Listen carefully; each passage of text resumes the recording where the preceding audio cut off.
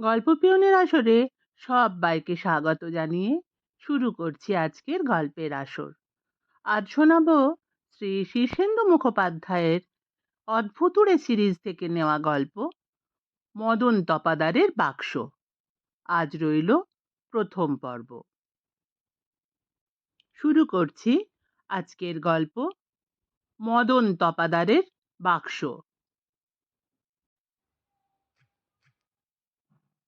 জমির দলিলটা বের করবেন বলে দুপুরবেলা মন্টুরাম বাবু তার দোতলার শোয়ার ঘরের মস্ত কাঠের আলমারিটা খুলতেই ভিতর থেকে হামাগুড়ি দিয়ে একটা লোক বেরিয়ে এলো। মন্টুরাম বাবু তো হাঁ, এই পুরনো আর পেল্লায় আলমারিটা তার ঠাকুরদার আমলের জিনিস। এর আগে কখনো তিনি আলমারি থেকে মানুষ বেরোতে দেখেননি। বছর খানেক আগে একবার একটা ইঁদুর বেরিয়েছিল বটে, আর এক আধবার আরশোলা, কিন্তু মানুষ কখনো বেরোয়নি। তাই তিনি ভারী তাজ্জব হয়ে লোকটাকে দেখছিলেন। লোকটা ভারী বেঁটে খাটো, 4.5 ফুটের এদিক ওদিক হবে, রোগা ভোগা চেহারা, পরনে আঁট করে মালকোচা মেরে পরা ধুতি, গায়ে একটা কালচে রঙের পিরান, আর গলায় মাফলারের মতো জড়ানো একটা লাল গামছা। পেরিয়েই লোকটা হাত পা ঝাড়তে ঝাড়তে বলল, আর একটু হলেই তো খুনের মামলায় পড়ে যেতেন মশাই। মন্টুরাম এখনো ভ্যাবাচাকা ভাবটা সামলে উঠতে পারেননি। কথাটা শুনে ভড়কে গিয়ে বললেন, খুনের মামলা? বলো কি হে, হঠাৎ খুনের মামলায় পড়তে যাব কেন?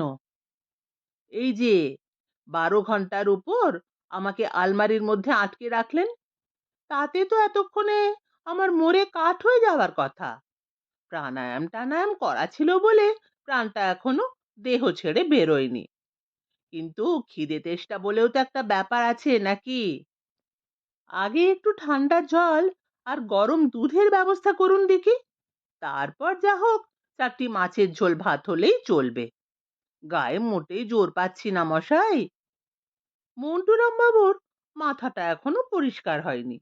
তিনি বললেন, রোসো বাপু, আমার মাথার ভ্যাবাচাকা ভাবটা এখনো যায়নি। ব্যাপারটা আমাকে ধীরে সুস্থে বুঝতে দাও। লোকটা উবু হয়ে বসে ধুতির খুঁটে মুখ মুছে বলল, তবে তো মুশকিলেই ফেললেন মশাই। খুনের মামলা থেকে বেঁচে গিয়ে কি শেষে ব্রহ্ম হত্যার পাপে পড়বেন? খিদে তেষ্টায় যে আমার প্রাণ যায়। ব্রহ্ম হত্যা? তুমি কি ব্রাহ্মণ নাকি? তা ধরুন একরকম তাই। ব্রহ্ম কার ভিতরে নেই বলুন? ঝালে ঝোলে অম্বলে সর্বত্র রয়েছেন। দাঁড়াও বাপু, আমার মাথাটা আরো গুলিয়ে দিও না, আগে ব্যাপারটা বুঝতে দাও। আলমারি থেকে আস্ত একটা জ্যান্ত মানুষ বেরিয়ে এলে কার মাথা ঠিক থাকে বলো তো? লোকটা জুলজুলে চোখে মন্টুরাম বাবুর দিকে চেয়ে বলল, আগে সেই কথাটাই তো বলতে চাইছি। আলমারি থেকে জ্যান্ত বেরুলুম বলেই তো জোর বেঁচে গেলেন মশাই। ধরুন যদি আমার বদলে আমার লাশ বেরোতো, তাহলে যাবজ্জীবন না হয় তো ফাঁসি যে বাঁধা ছিল আপনার। মন্টুরাম বাবু মিটমিট করে লোকটার আগা পাঁচতলা দেখে নিয়ে বললেন, তুমি বেশ ঘোরের লোক দেখছি। আমার ঘরে ঢুকে আমারই আলমারির মধ্যে সেঁধিয়ে বসে রইলে, ফের আমাকেই ফাঁসির ভয় দেখাচ্ছ? তা বাপু, অত কথায় কাজ নেই। কানাই দারোগাকে খবর পাঠাচ্ছি, সেই এসে বুঝুক কার যাবজ্জীবন আর কার ফাঁসি হওয়া উচিত। এই কথায় লোকটা ভারী ব্যস্ত সমস্ত হয়ে উঠে বলল, আগে দুজন ভদ্রলোকের মধ্যে ভালো মন্দ দুটো কথা হচ্ছে, তার মধ্যে দারোগা পুলিশ এনে ফেলাটা কি ঠিক হবে বাবু? মন্টুরাম বাবু একটু উচ্চাঙ্গের হাসি হেসে বললেন, ওহে বাপু, দারোগা পুলিশ তো পরের কথা। তার আগে এ বাড়ির লোকেরাই কি ছেড়ে কথা কইবে বলে ভেবেছ? আমার 3 ভাই, 7 ভাইপো, আর দুই ভাগ্নে রয়েছে যে, তারা সবাই বেজায় চড়া মেজাজের লোক। তাদের হাতে উত্তম মধ্যম খেয়ে যদি বা বেঁচে যাও, তারপরে আছে গাঁয়ের লোকের হাঁটুরে কিল। তারপরও কানাই দারোগার জন্য যদি কিছু অবশিষ্ট থাকে তবেই না। লোকটা দেওয়াল ঘড়ির দিকে চেয়ে হঠাৎ সশব্যস্তে বলে উঠল, ইস, বেলা 12টা। কথায় কথায় বড্ড দেরি হয়ে গেল কর্তা। বাড়ির সবাই ভাবছে। তাহলে ব্যস্ত হওয়ার কি আছে? আলাপ পরিচয় হলো না, দুটো ভালো মন্দ কথা হলো না, হুট করে চলে গেলেই কি হয়? বলি, নাম কি তোমার? হাল ছেড়ে দিয়ে একটা শ্বাস ফেলে বলল, আগে সুধীর গায়ের নামটা কি চলবে? মন্টুরাম বাবু মাথা নেড়ে বললেন, খুব চলবে, না চলার কি আছে? আমার মন্টুরাম নাম যদি চলে গিয়ে থাকে, তাহলে তো সেই তুলনায় সুধীর দিব্যি নাম। যে আজ্ঞে, সবাই তাই বলে বটে। সুধীর নামটা নাকি বড্ডই ভালো, বেশ ঠান্ডা সুস্থির নাম। এখন আপনার পছন্দ হলেই হলো। না না, নাম আমার পছন্দই হয়েছে হে, তবে কিনা কানাই দারোগার পছন্দ হলেই হয়। সুধীর একগাল হেসে উঠে দাঁড়িয়ে পড়ল, তাহলে কথাবার্তা তো সব হয়েই গেল। এবার বরং রওনা হয়ে পড়ি। রোদটা এর চেয়ে বড় চড়ে যাবে, পথ তো কম নয়। বাপু সুধীর, এ বাড়িতে ঢোকা যত সহজ, বেরোনো তত সোজা নয়। সুধীর আঁশটে মুখে বলে, ঢোকাটাও যে খুব সহজে হয়েছে তা মোটেই নয়। প্রথমে দুটো সরালে কুকুর, হ্যাঁ হ্যাঁ, বাঘা আর হালুম। তারপর একটা রাক্ষসের মতো চেহারার পাহারাদার, ওই হলো রঘু পালোয়ান। তারপর ডাইনির মতো চেহারার তিনটে ঝোগরুটে বুড়ি, হে হে হে, তেনারা আমার তিন পিসি, সর্বদা চতুর্দিকে নজর রাখেন। একজন বিচ্ছিরি রাগী চেহারার শিড়িঙ্গে বুড়ো, ঠিক চিনেছ, উনি হলেন আমার শ্রদ্ধেয় খুড়ো মশাই। তা বাপু, তোমার বেশ এলেম আছে দেখছি।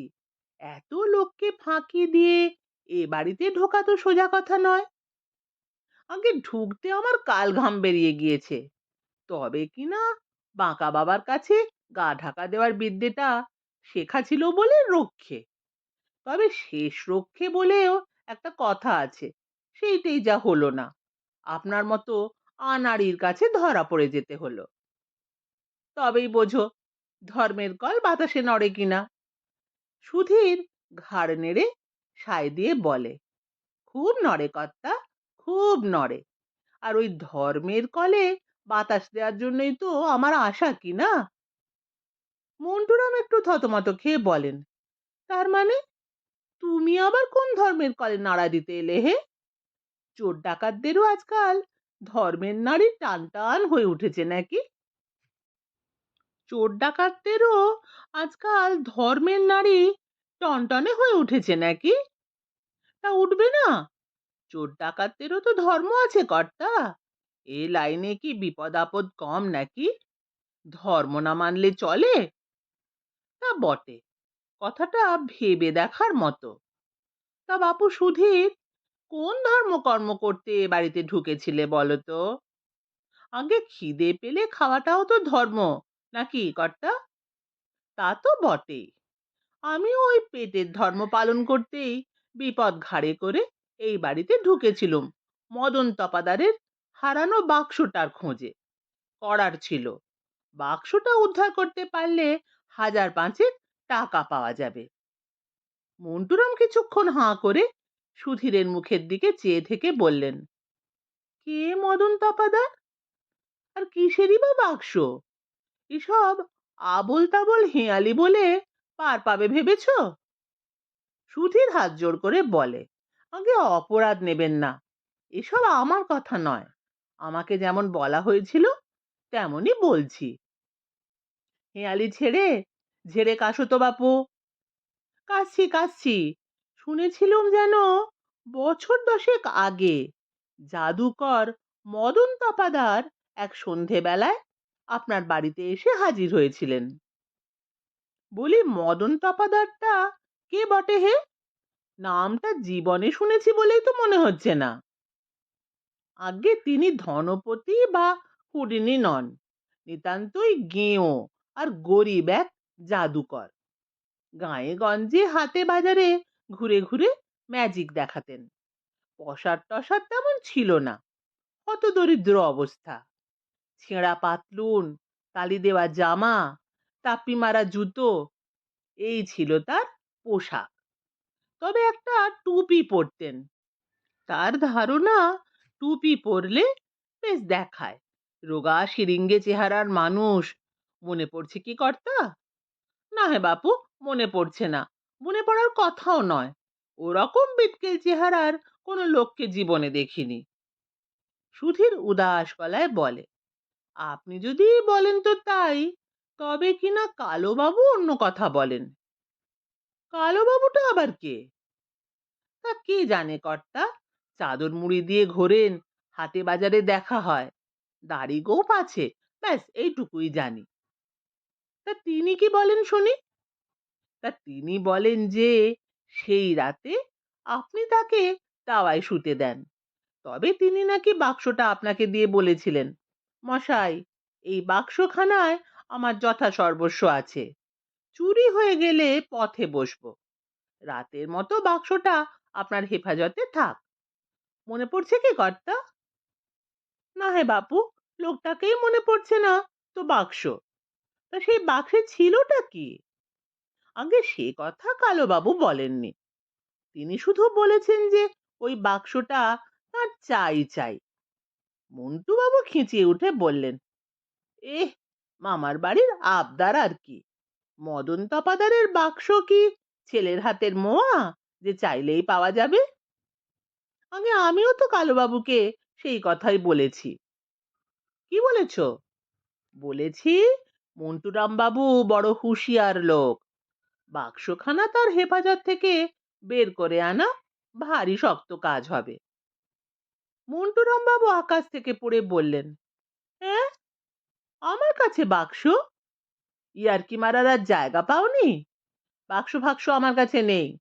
মদন তপাদার নামে কাউকে আমি কোশমিন কালেও চিনি না। ঘাড় কাত করে সুধীর ভালো মানুষের মতো বলে, তাই বলে দেবো খন। হ্যাঁ বলো, আর এ কথাটাও বলে দিও যে ফের কোনোদিনও বেয়াদপি দেখলে তাকে পুলিশে দেব। যে আজ্ঞে। তবে থানা পুলিশ তো কালোবাবুর জলভাত কি না, তার নামে 7টা খুনের মামলা ঝুলছে। চোখ বড় বড় করে মন্টু বাবু বলেন, 7টা খুনের মামলা? সে তো ডেঞ্জারাস লোকে। খুব খুব ডেঞ্জার বলে ডেঞ্জার, তার অ্যাঙ্গারও সাংঘাতিক। অ্যাঙ্গারের উপর অ্যাঙ্গার, কাঁধে বন্দুক, পকেটে পিস্তল, কোমরে ছোরা, খেপে গেলেই রক্তারক্তি। এমন ডেঞ্জার আর অ্যাঙ্গার লোক দুটো দেখিনি মশাই। মদন তপাদারের বাক্স না পেলে আমার গর্দান কি আস্ত থাকবে? গলাটা একটু নামিয়ে মন্টু বাবু বললেন, কেন হে বাপু, সেই বাক্সে আছেটা কি? সোনা দানা হিরে জহরত তো আর নেই? 3 প্যাকেট তাস, গোটা কয়েক লোহার বল, কয়েকটা চোঙা, একটা খেলনা পিস্তল আর বিটকেল, সব হাবিজাবি জিনিস। একজন হাতুড়ে জাদুকর তো আর বাক্স ভর্তি মোহর নিয়ে ঘুরে বেড়াতো না বাপু। ঘাটটা নেড়ে কথাটায় সায় দিয়ে সুধীর বলল, যে আজ্ঞে, তাহলে কালোবাবুকে গিয়ে তাই বলবো যে আপনি বাক্সখানা ভালো করে নেড়ে ঘেঁটে দেখেছেন। তাতে 3 প্যাকেট তাস, খেলনা পিস্তল, লোহার বল, চোঙা আর বিটকেল কিছু জিনিস ছাড়া আর কিচ্ছু নেই। এই তো? তা বাবু, বাক্সখানা সাবধানে রাখবেন কিন্তু। মন্টুরাম বাবু হঠাৎ হুংকার দিয়ে উঠলেন, বাক্স? কিসের বাক্স? কোথায় বাক্স? কার বাক্স? কবে কার বাক্স? বাক্স বললেই কি হলো? বাক্স কি গাছে ফলে? কোথাকার কোন মদন তপাদা, তার কিসের না কিসের বাক্স, তা নিয়ে আমাদের মাথা ব্যথা কিসের, হ্যাঁ? বাক্সে কি আছে তা কি আমার জানার কথা? সে বাক্স চোখেই দেখলুম না। সুধীর সঙ্গে সঙ্গে সায় দিয়ে বলে, আজ্ঞে সে কথাই তো ঠিক। মদন তপাদারের বাক্স নিয়ে আমাদের মতো মনীষীর মাথা ব্যথা কিসের? তবে কিনা কালোবাবু, ল্যাংড়া গেনু, ফুটু সর্দাররা ওই বাক্সটার জন্য বড়ই হন্যে হয়ে পড়েছে। মন্টু বাবু হাঁ করে খানিকক্ষণ চেয়ে থেকে বললেন, ল্যাংড়া গেনু আর ফুটু সর্দার আবার কোথা থেকে উদয় হলো? আগে তারা উদয় হয়েই আছেন। শ্রদ্ধাস্পদ কানাই দারোগা মশাই, এই দুজনের যাতে সন্ন্যাস রোগ বা সর্পাঘাতে মৃত্যু হয় তার জন্য হটুগঞ্জের জাগ্রত কালীবাড়িতে দুজোড়া পাঁঠা মানত করে রেখেছেন। এই আকরার বাজারে দুজোড়া পাঁঠার দামটাও একটু ভেবে দেখুন, তাহলেই বুঝতে পারবেন এ দুজনের এলেম কত। তুমি কি বলতে চাইছো এই দুজনেও মদন তপাদারের বাক্সের খদ্দের? পরিপাটি বুঝতে পেরেছেন মশাই। বাক্সের তল্লাশে তিন পক্ষই আসরে নেমেছেন। তিনজনের যে কোনো সময়ে খুনোখুনি হয়ে যেতে পারে। তাহলেই ভেবে দেখুন মদন তপাদারের বাক্সখানা কি সাংঘাতিক জিনিস। মন্টুরাম বাবু ভারী বিরক্ত হয়ে হাত দিয়ে মাছি তাড়ানোর ভাব করে বললেন, আহাম্মক আর কাকে বলে? তার মধ্যে বোকা লোকদের বুর্বক জানাবার সব এলেবেলে সস্তা জিনিস। ওর জন্য কেউ হেঁদিয়ে মরে নাকি? ছ্যা ছ্যা, তুমি বরং গিয়ে ওদের বেশ ভালো করে বুঝিয়ে বলো যে ও বাক্সে তেমন কিছু নেই, ওদেরকেও ভুল খবর দিয়েছে।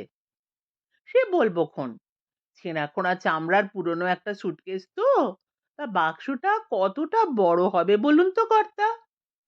মন্টুরাম বাবু অত্যন্ত গম্ভীর হয়ে বললেন, তার আমি কি জানি? সুটকেস কি আমি দেখেছি নাকি? চামড়ার বাক্স না টিনের বাক্স তা কি আমার জানার কথা? আবোল তাবোল বকে আমার মাথাটা আর গুলিয়ে দিও না তো বাপু। কোথাকার কোন মদন তপাদার আর তার কোন না কোন সুটকেস, ভালো জ্বালা হলো দেখছি। ঠিক এই সময়ে মন্টুরাম বাবুর গিন্নি হরিমতি ঘরে ঢুকে আঁতকে উঠে বললেন, ওমা, এটা আবার কে গো? মন্টুরাম বাবু ভারী তেতো গলায় বললেন, আর বলো না, এটা একটা চোর। হরিমতি ড্যাব ড্যাব করে খানিকক্ষণ সুধীর গায়নের দিকে চেয়ে থেকে হঠাৎ ভারী আহ্লাদের গলায় বললেন, ও মা, কি সুন্দর ছোট্ট খাট্ট পুতুল পুতুল চোর গো, কেমন গোপাল গোপাল চেহারা। ইচ্ছে করছে আমার পুতুলের আলমারিতে সাজিয়ে রাখি। এ কথা শুনে সুধীর কোঁকিয়ে উঠে হাত জোর করে বলে, না মাঠান, আলমারিতে আর না, আলমারি বড় ভয়ঙ্কর জিনিস।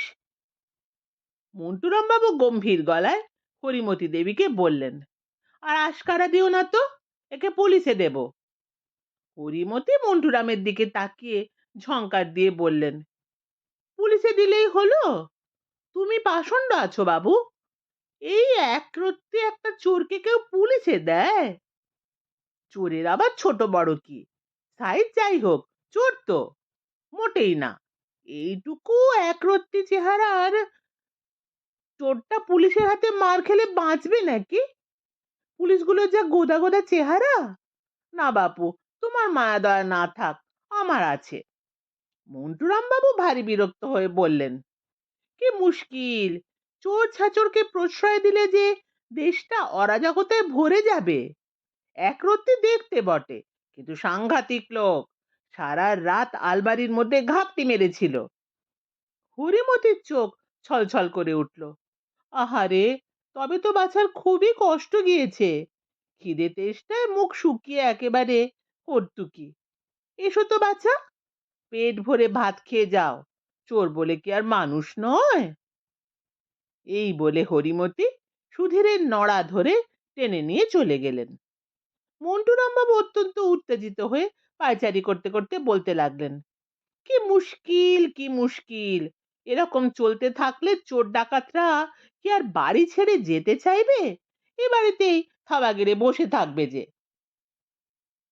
ঘরের মধ্যে নীরবেই দ্রুত পায়চারি করছিলেন মন্টুরাম, খুব চিন্তিত, কপালে ভাঁজ।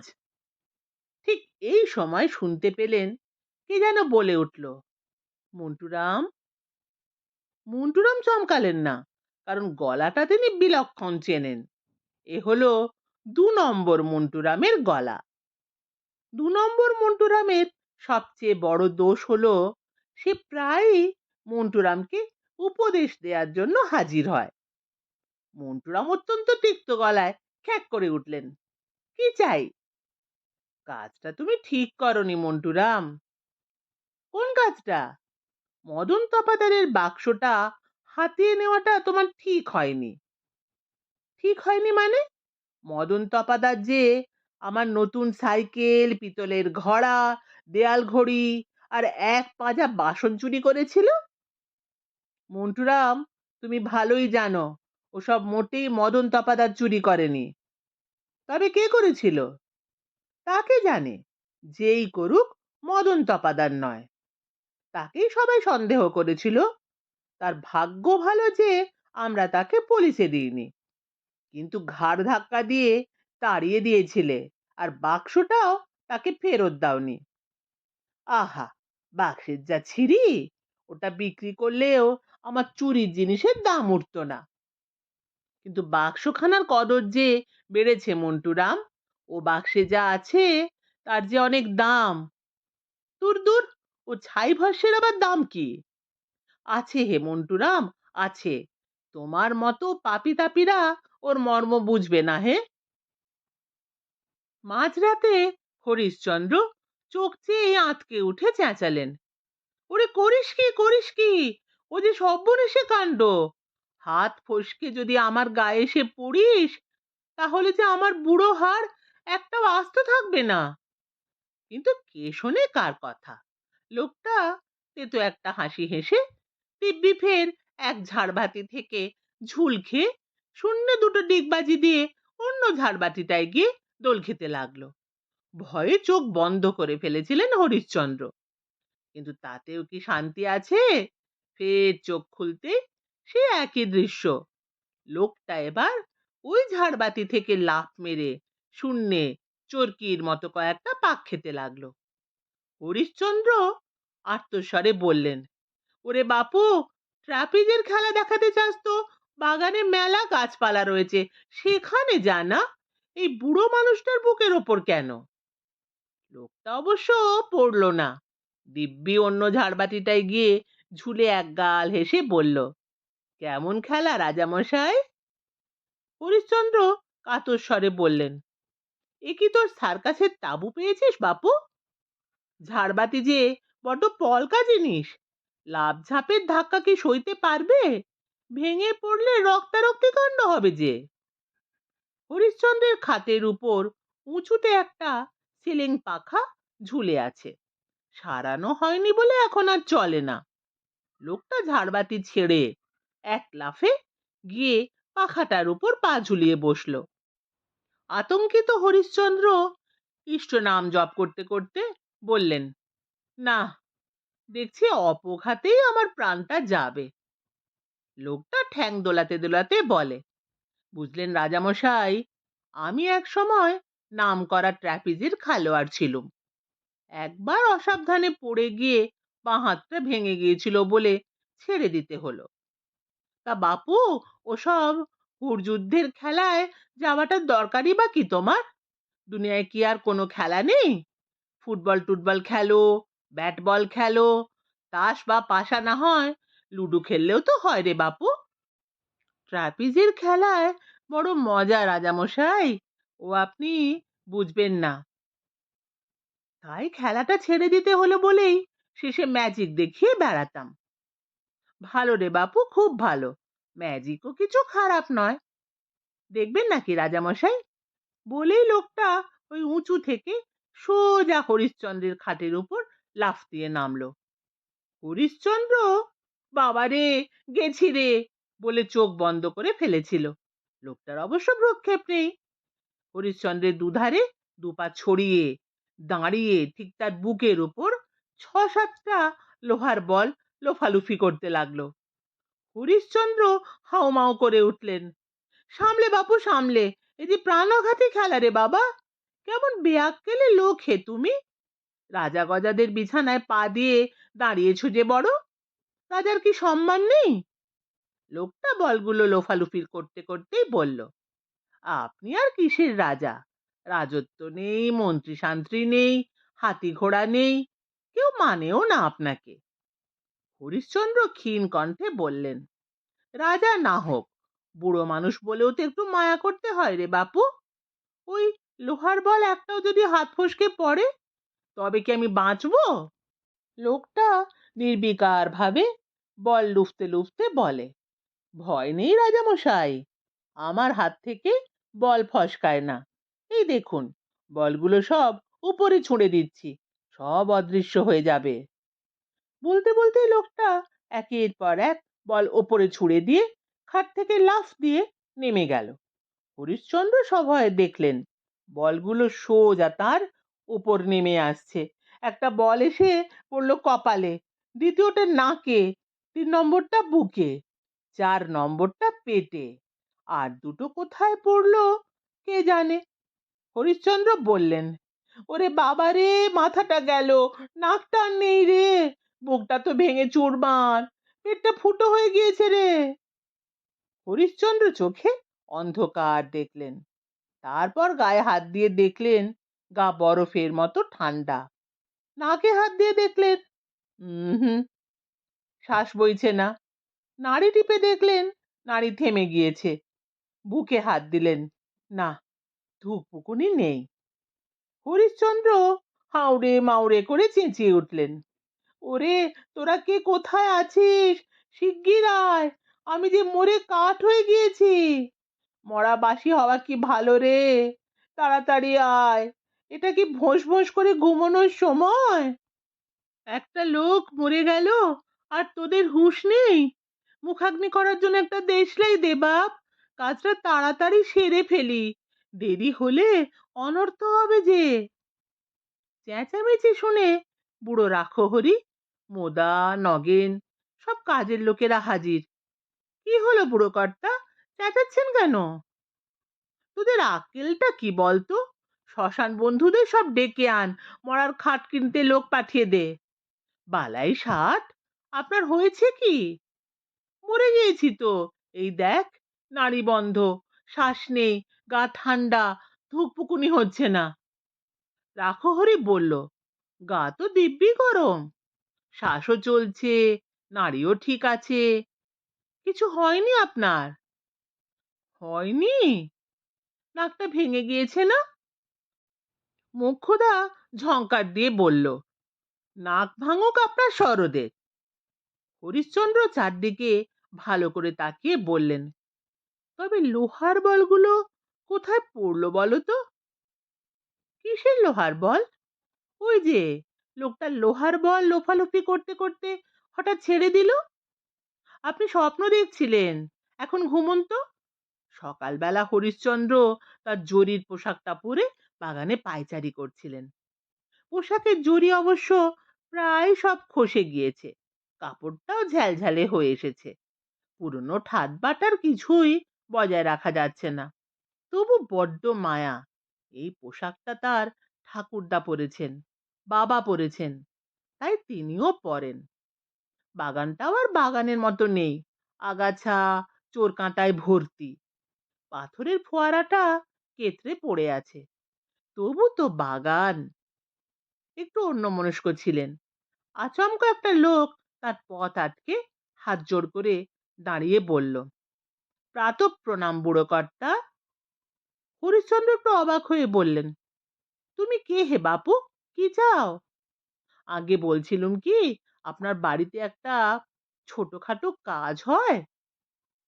হরিশ্চন্দ্র বিলক্ষণ জানেন যে আজকাল তিনি ভুল দেখেন, ভুল শোনেন, ভুল বোঝেন এবং ভুল বলেও ফেলেন।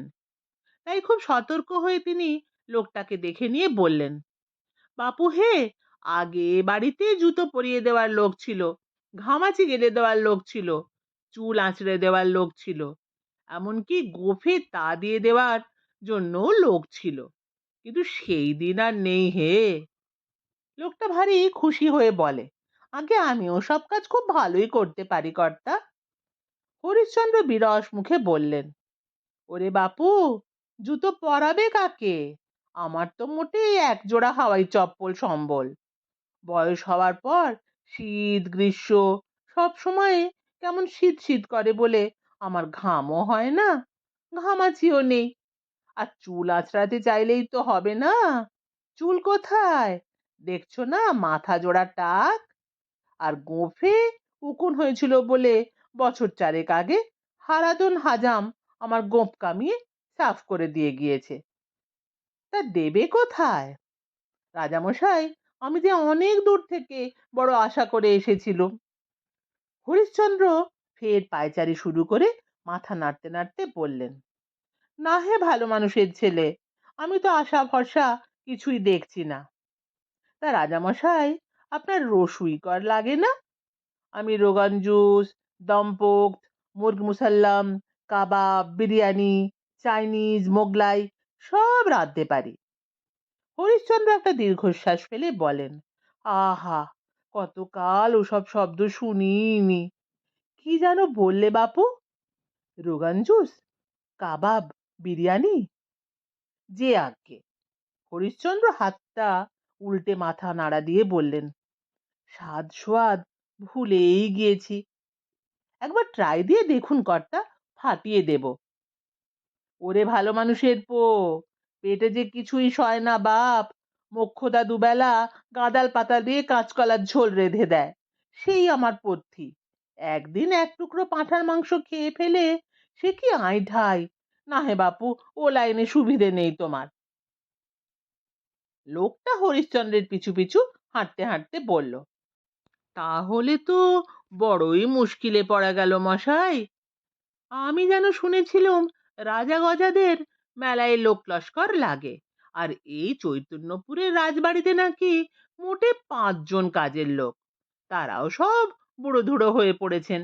তাই ভাবলুম আপনার একজন কম বয়সী কাজের লোক হলে বোধহয় ভালোই হয়। হরিশ্চন্দ্র ঠোঁট উল্টে বললেন, কাজের আছেটাই বা কি বলতো? আমি তো বাপু সারাদিন শুয়ে বসে থাকা ছাড়া কোনো কাজই খুঁজে পাই না। তুমি কি পাবে? লোকটা সোৎসাহে বলল, কাজ মেলাই জানি বুড়ো কর্তা। গাছ বাইতে পারি, জল তুলতে পারি, মাটি কোপাতে পারি, কাপড় কেচে ইস্ত্রি করতে পারি, পাঞ্জাবি গিলে করতে পারি। তারপর বাজার হাট বলুন, ফাই ফরমাস বলুন, সব কাজে পাকা। দরকার হলে লাঠি চালাতে পারি, বন্দুক ফোটাতে পারি। হরিশ্চন্দ্র থমকে দাঁড়িয়ে বড় বড় চোখ করে লোকটাকে দেখে নিয়ে বললেন, ওরে বাবা, তোমার তো অনেক বিদ্যে হে। কিন্তু এত গুণের কদর করতে পারি আমার কি আর সেই সঙ্গতি আছে? আমার কাজের লোকেরা কত বেতন পায় জানো? গত 50 বছর ধরে তারা 30 টাকা করে মাইনে পায়। তাও সব মাসে হাতে পায় না, মাঝে মধ্যেই বাকি পড়ে যায়। লোকটা ভারী অবাক হয়ে বলে, 30 টাকা? 30 টাকা কি কম হলো? দরাদরি করে কিনলে যে 30 টাকায় জাহাজ কেনা যায় রাজামশাই। হরিশ্চন্দ্র বুঝতে পারছেন তিনি ভুল শুনছেন, প্রায় শোনেন, তবু ভ্রু কুঁচকে বললেন, জাহাজ বললে নাকি বাপু? যে আগে, আমাদের গায়ের গৌর গড়গড়ি তো 3 টাকায় হাতে কিনে ফেলেছিল। হরিশ্চন্দ্র ডান কানে আঙুল দিয়ে খোঁচাখুচি করে হতাশ মাথা নেড়ে বললেন, না, কানটাই গিয়েছে দেখছি। লোকটা সোৎসাহে বলল, গৌর গড়গড়ি এমন দরাদরি করেছিল যে হাতিওয়ালা দরাদরির চোটে মূর্ছা যায়। মূর্ছা ভাঙার পর তার মাথা এমন ভ্যাবলা হয়ে গিয়েছিল যে 3 টাকায় হাতিটা বেচে দিয়ে মনের দুঃখে নিরুদ্দেশে চলে যায়। বুঝলেন তো রাজামশাই, 30 টাকায় হিসেব মতো 10টা হাতি কিনে ফেলাও বিচিত্র নয়। 30 টাকা যদি বেশি বলে মনে হয় তাহলে আমাকে না হয় আপনি 20 টাকাই দেবেন। হরিশ্চন্দ্র বললেন, 20 টাকা? ঠিক শুনছি তো? ঠিকই শুনছেন। আমার একটু টানাটানি হবে বটে, কিন্তু আপনার দিকটাও তো দেখতে হবে। রাজবাড়ির যা অবস্থা দেখছি, তাতে ওর বেশি চাইলে ধর্মে সইবে না। হরিশ্চন্দ্র খুব দুশ্চিন্তাগ্রস্ত হয়ে বললেন, আরো কথা আছে বাপু। এ বাড়ির খাওয়া দাওয়া তেমন সুবিধের নয়। কচু খেচু দিয়ে একটা ঝোল আর মোটা চালের ভাত। লোকটা বিস্ময়ে হাঁ হয়ে বলে, ভাতের সঙ্গে ঝোল? বলেন কি রাজামশাই, সে তো রাজভোগ। আমার তো ভাত পাতে একটু নুন লঙ্কা হলেই চলে। হরিশ্চন্দ্র হতাশ হয়ে একটা দীর্ঘশ্বাস ছেড়ে বললেন, বুঝেছি বাপু, একটা মতলব আছে। ছোকরা ভারী লাজুক হেসে মাথা নিচু করে ঘাড় চুলকোতে চুলকোতে বলল, এ বয়সেও কর্তামশায়ের চোখের নজর আছে বটে। ঠিকই ধরেছেন কর্তা। একটু বিষয়কর্মেই চৈতন্যপুরে আসা। শুনেছিলাম চৈতন্যপুরের রাজবাড়ি হলো অবারিত দ্বার। হরিশ্চন্দ্র আর একটা শ্বাস মোচন করে বললেন, ঠিকই শুনেছ বাপু, অবারিত দ্বারই বটে। সিংহ দরজার লোহার ফটক কবেই ভেঙে পড়ে গিয়েছে। বাড়ির বেশিরভাগ দরজাই খিল নেই, জানলার কপাট উধাও। গরু ছাগল কুকুর বেড়াল চোর ছ্যাঁচোর সবই ঢুকে পড়ছে।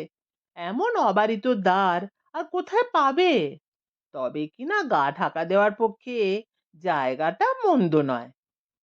তোমার বোধহয় সুবিধেই হবে।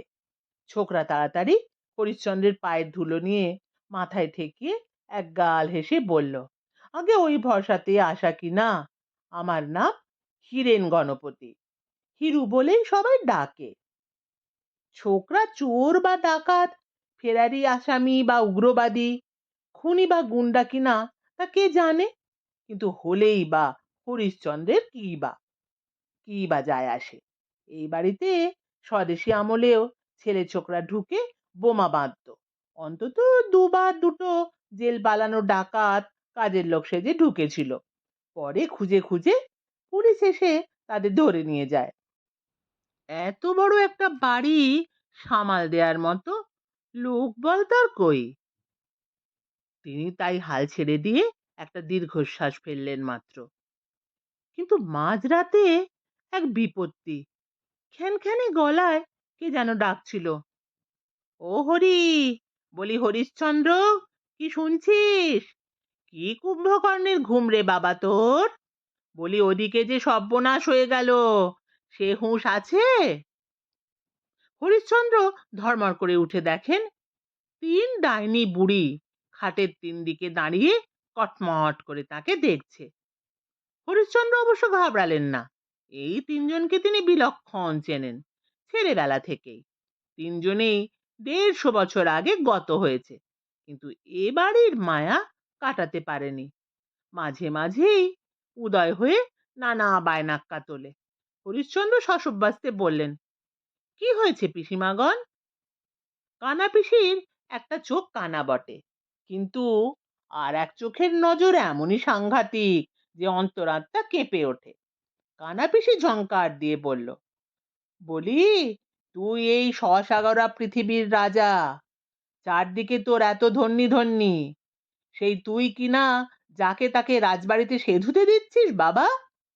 চৈতন্যপুরের রাজবাড়ি কি শেষে ধর্মশালা হয়ে উঠবে নাকি? কুঁজো পিসির পিঠের কুঁজ যত বড়ই হোক, তেজ কিছু কম নয়। চোখ পাকিয়ে বলে উঠল, চৈতন্যপুর হলো গিয়ে দুনিয়ার সবচেয়ে বড় রাজা, আর তুই হলি রাজ চক্রবর্তী।